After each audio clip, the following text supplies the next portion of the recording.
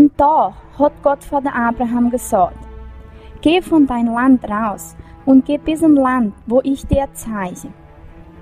Dein Nachkommen wollen große Nation geben, und durch dich will ich die ganze Folge von der ganzen Welt segnen. Abraham war 75 Jahre alt, wie er abgehauen ist, und seine Frau Sarah ist mit ihm gegangen. Wie sie in Kanaan angekommen sind, ist der Herr zum Vorschein gekommen und sagt: Ich gebe das Land für dein Nachkommen. O Herr, mein Gott, sagt Abraham, wie kann ich sicher sein, dass das Land mein will sein?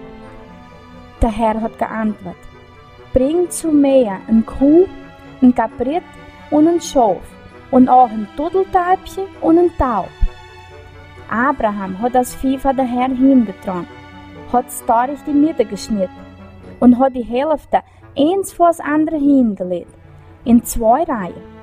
Aber die Fehl hat er nicht durchgeschnitten.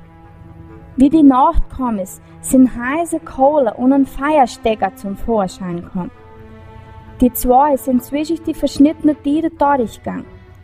In demselben Moment hat der Herr eine Allianz gemacht mit Abraham. Er sagt: Ich verspreche, das Land für dein Nachkommen zu geben. Abraham hat an Gott geglaubt und deswegen hat der Herr ihn angenommen.